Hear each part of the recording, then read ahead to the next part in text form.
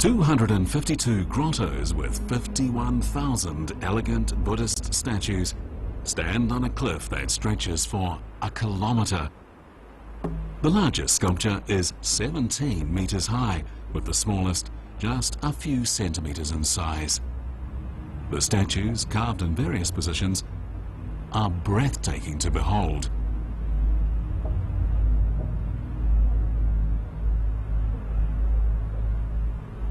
This is the first of China's large-scale grottoes from which the art form shifted exclusively to stonework. A variety of statue-making techniques merged into a form known as the Yungang mode. This was an important turning point in the history of Chinese Buddhist art.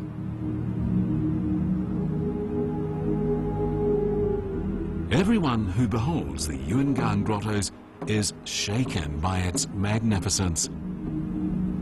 Who was it that turned this cliff into such a glorious art museum?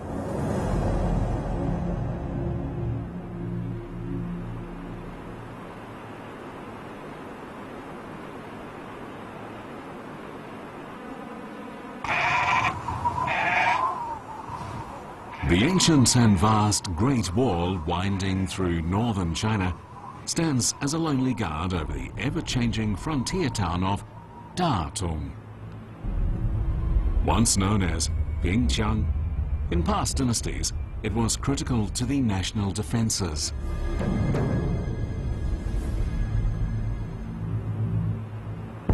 In the year 398, an ethnic minority known as the Xianbei crossed the Great Wall, and they established the Northern Wei dynasty here. From then on, the dream of the fierce nomads to conquer the world began in Pinchang.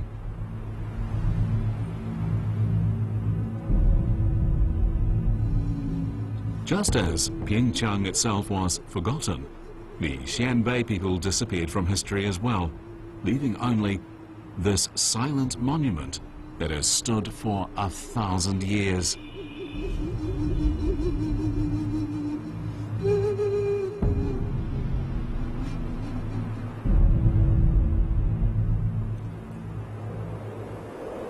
The Yungang grottoes began with the 5 grottoes of Tanyao. These 5 huge Buddhist statues, 13.8 to 15.5 meters high, represent the 5 early emperors of the Northern Wei. These caves are like dusty historical museums.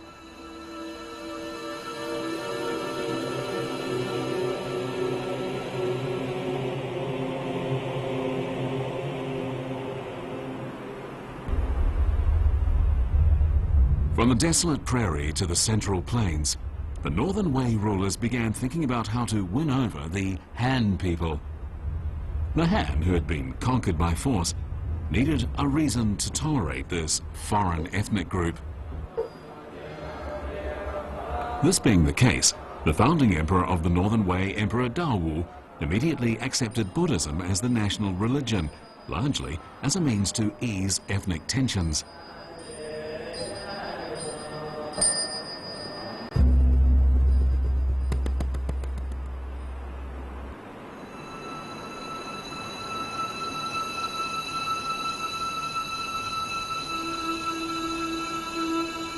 The most symbolic Buddhist statue in the Yungang grottoes was created for Emperor Daowu. He has slender eyes, a high nose, wide and straight shoulders, and wears different expressions when observed from different angles.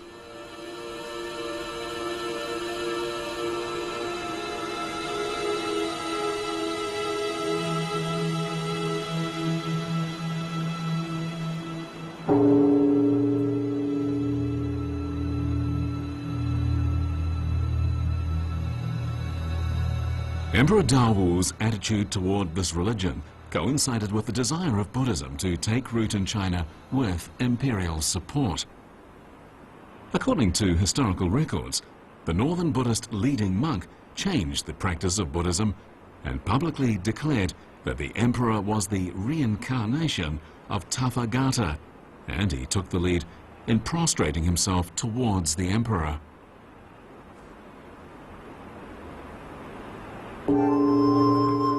This seated statue vividly shows the royal demeanor of Sakyamuni.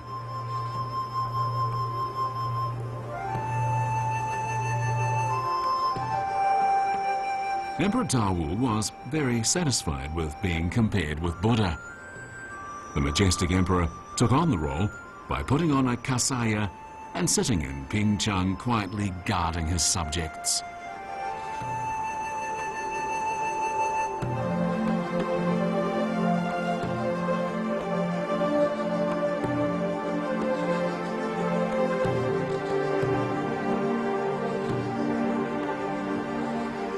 When the regime of the Northern Wei was passed down to Emperor Mingyuan, Pingchang was not only the capital of the dynasty, but also a large-scale Buddhist center. More and more people converted to Buddhism as a way of evading taxes.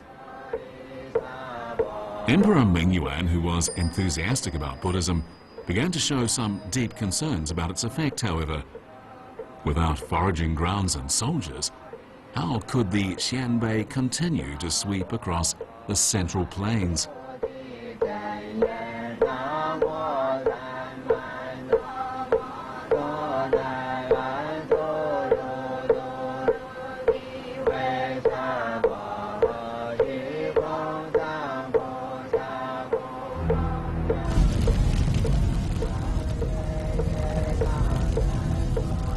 Later, Emperor Taiwu took the throne.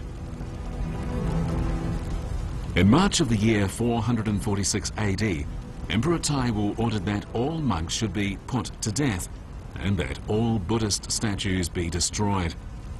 Anyone who spoke of Buddhism would have his entire family executed. Within just a few months, thousands of temples in Pingchang had been torched, and tens of thousands of monks had either resumed secular life or fled north of the Great Wall. Buddhism thus suffered its first major setback since its introduction into China. The standing statue of Sakyamuni in his 1000 Buddha Kasaya symbolizes Emperor Taiwu, who caused this persecution. There are few Buddhist statues thus dressed, and it's said to represent sincere repentance. The gesture of the left hand on the chest and the drooping right hand depicts a penitent attitude. There's also a sense of deep condolence for the victims.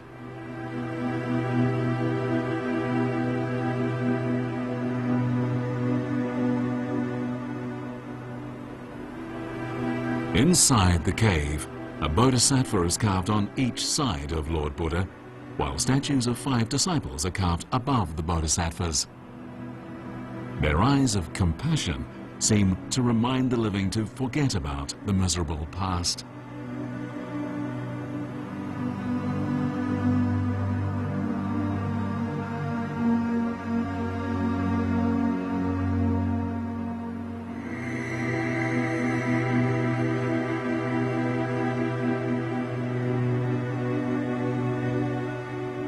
The figure of Emperor Taiwu standing high on the cliff indicates the imperial supremacy of the Northern Wei. But Buddhists say that he stands there reflecting in his heart upon the powers of the Buddha.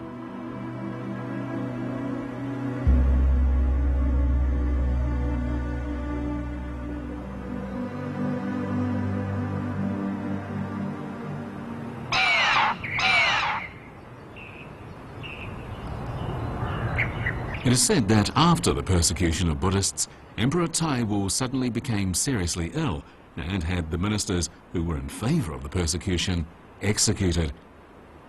However, people had lost confidence in the regime after this catastrophe, and the Northern Wei, with its sure footing to the south of the Great Wall, was once again faced with dangerous divisions.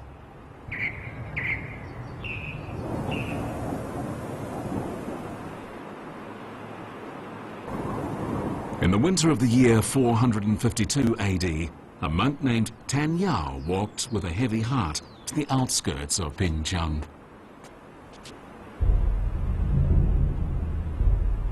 Thinking of the thousands of temples destroyed in the disaster, Tan Yao was wondering how to keep forever the light of the Buddha alive amongst the people.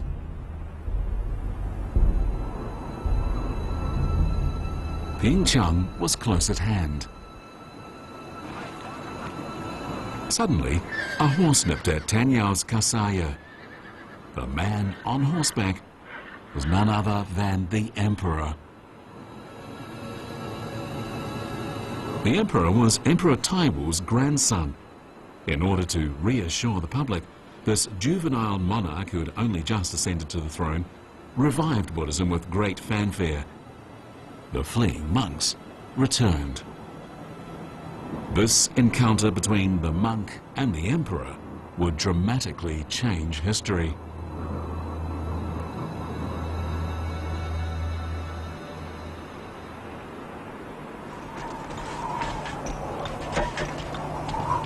At the end of the year 460 AD, with the cold wind blowing from the northwest, the carving of statues was in full swing at the foot of Wuzhou Mountain. With the support of the fourth Northern Wei Emperor, the new Buddhist leader Tan Yao led thousands of prisoners, captives and craftsmen to create an immortal treasure of Buddhist art using the most primitive tools.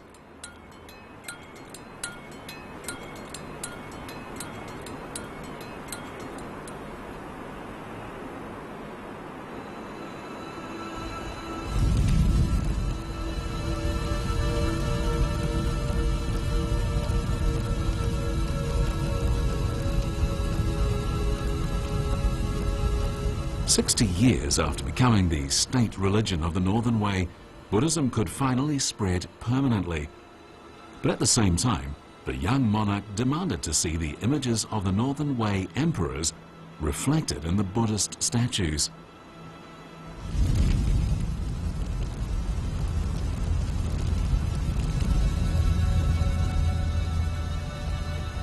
It was very difficult to build statues on such a huge mountain.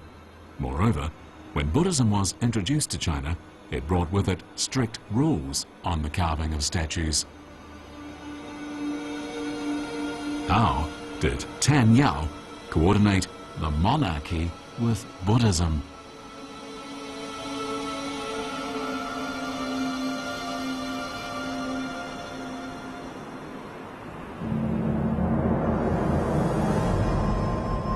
The dignified temperament of an emperor is far more important than his handsome face.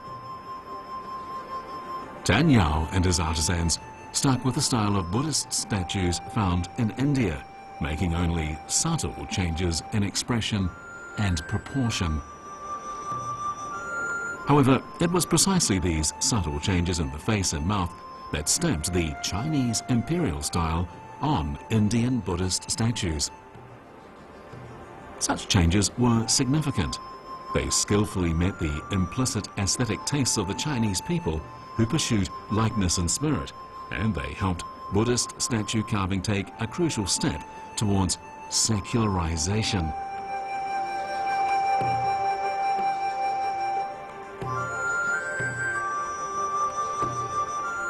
When observing directly in front of the statue, the ratio of the head and shoulder is almost 1:3. And neither Chinese nor Indians have such large proportions. Yet from a lower height, as a subject of the Northern Wei would have viewed the statue, the proportions seem perfect. In point of fact, it is this exaggeration in dimensions that created the royal demeanor of the Yungang Buddhas. It not only received recognition from the Xianbei royal family, but also became the rule of the National Grotto Sanctuary.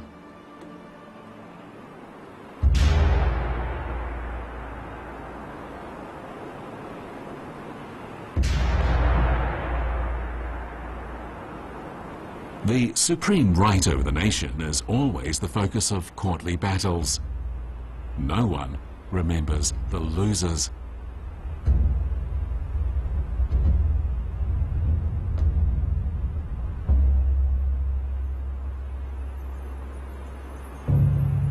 This tall bodhisattva statue with crossed legs symbolizes Emperor Wenchang's father, the prince who died during strife while at court. In Buddhism, bodhisattvas usually sit cross-legged, representing the image of wise men on their way to achieving Buddhahood. The image expresses respect for Buddhism and also the good wishes of a son for his father, who, although he never ascended the throne in his lifetime, might possibly do so in the next.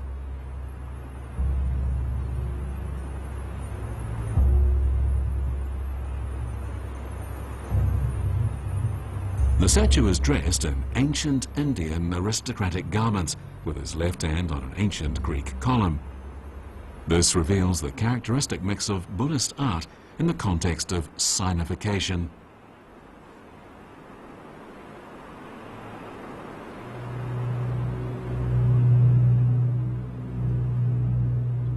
In the 5 grottoes of Tanyao, the standing statue of Sakyamuni at 13.5 meters high is the most handsome.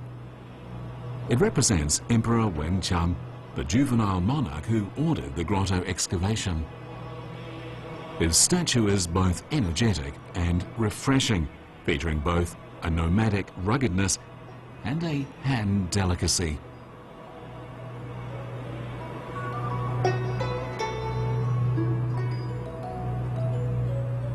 In the body of the Buddha statue, some places are embedded with red stone cores, although some of the cores have fallen off, leaving behind only black holes. What is the reason for this? According to historical records, these cores matched exactly the moles on the emperor's body.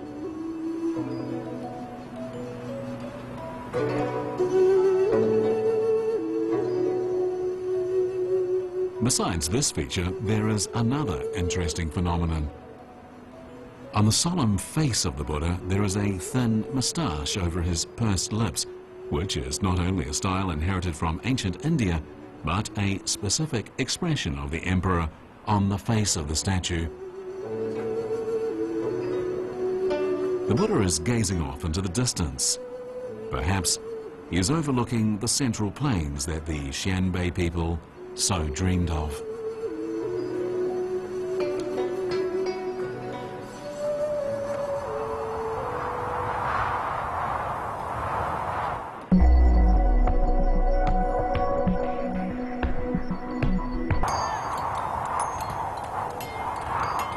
In just 34 years, from 460 to 494 AD, under the auspices of the Northern Wei dynasty, Tanyao led artisans in turning over half of Mount Wuzhou into Buddhist artworks, creating a magnificent Buddhist world.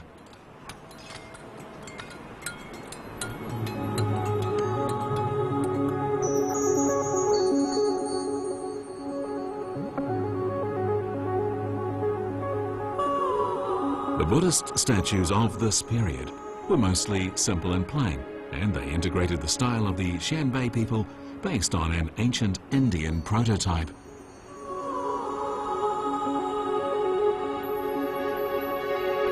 In order to reflect the oppression and majesty of imperial power, Tanyao tried to build small caves with large statues as much as was possible.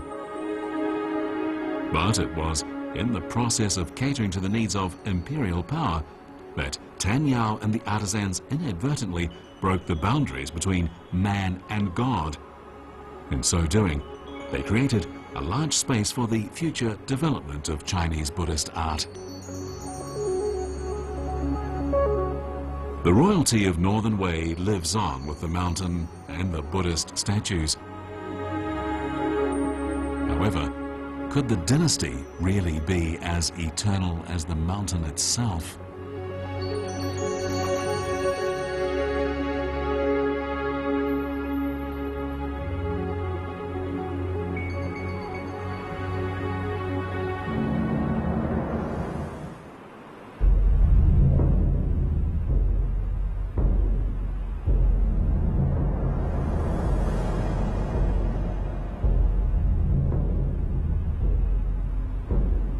To build these magnificent statues, artisans worked day and night.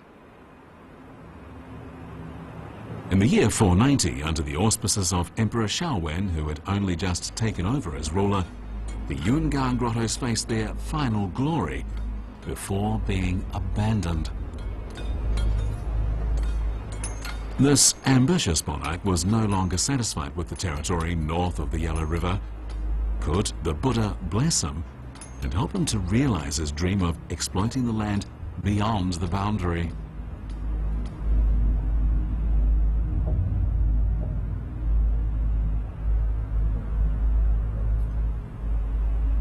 Emperor Shaowen sculpted his incarnation into the tallest Buddhist statue on Wuzhou Mountain.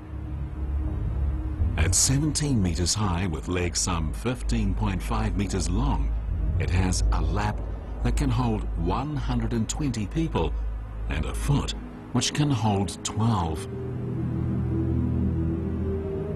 This seated statue of Sakyamuni has a blue bun, long eyes and drooping ears. He wears a loose kasaya, radiating a dignified and solemn expression.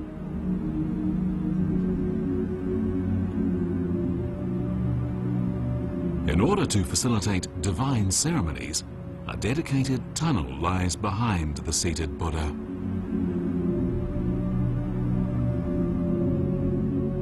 During this period, Imperial idolatry reached an unprecedented height. The statue of the Lord Buddha in the fifth cave was Emperor Shaowen. Emperor Shaowen was eager to lead the Northern Wei dynasty to even greater glory.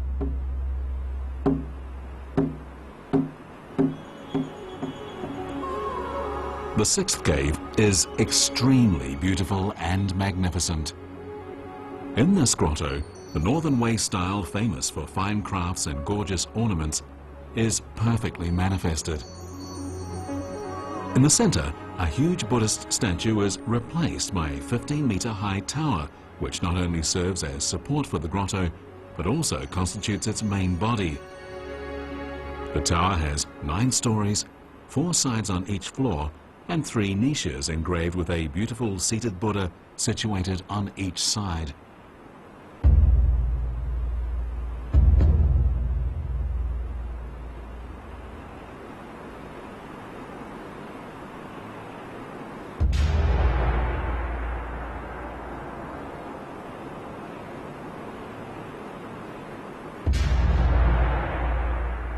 In the upper tower, an area visitors cannot see is carved with a vivid, imposing standing Buddha.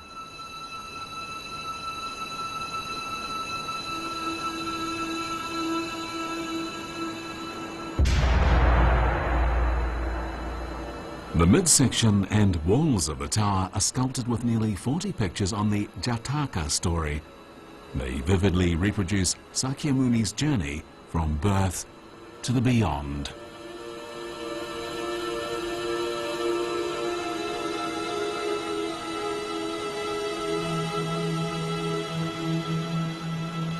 This is the statue Emperor Shaowen built for his grandmother, the Empress Wenmin. The legendary woman led Emperor Shaowen on the road to sinification, and she also influenced his innermost thoughts.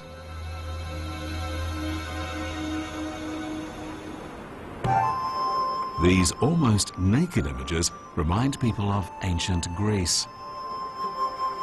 In the late period of the creation of the Yungang grottoes, a lot of curvy, buxom, flying Apsara figures were carved. Such strong vitality and appreciation of the beauty of the human body came from ancient India and Greece. This beauty was also clearly appreciated by the Xianbei people.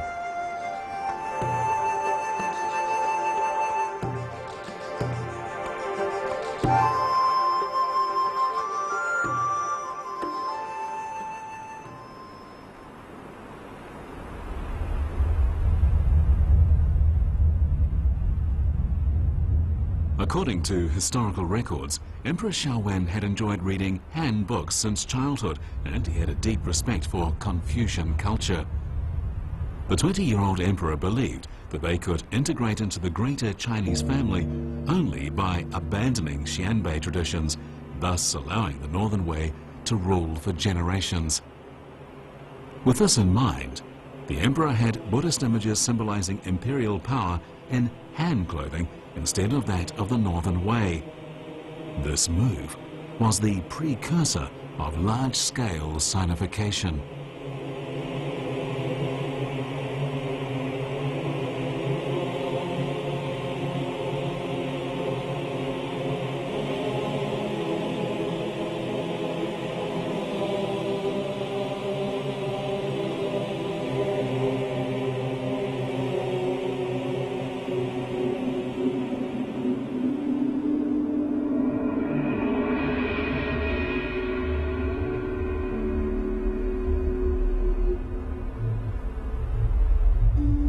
Before his departure from Pingchang, Emperor Shaowen presided over the carving of this 12-meter-high Maitreya statue. Similar to the cross-legged bodhisattva in the 5 grottoes of Tanyao, there is support under the right arm of the statue. But in this case, it is no longer a simple ancient Greek-style column. It is an exquisitely carved and gorgeously embellished Chinese mala. This feature is only found in the Yungang grottoes.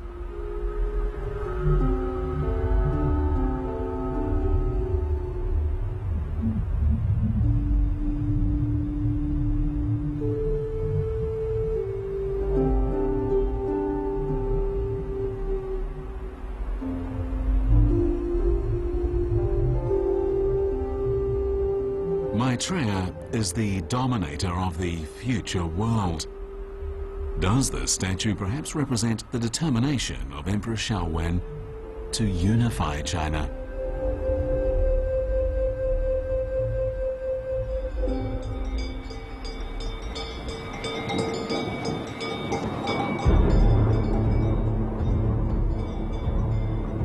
In the year 493 AD, Emperor Shaowen of the Northern Wei moved the capital to Luoyang.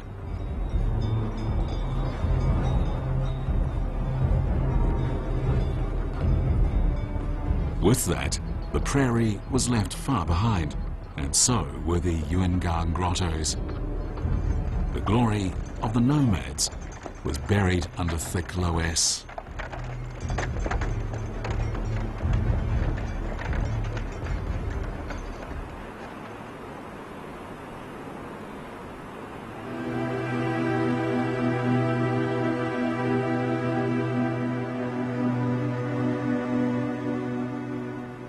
Today, Xianbei, Huren, and other related terms exist only in historical texts.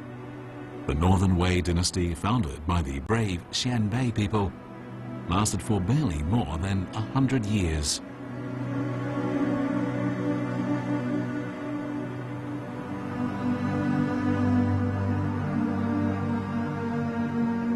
Only through this exquisite treasure house of Buddhist art can people today capture the shadow of the vanished nomads, their joys and sorrows, dignity and faith, gains and losses.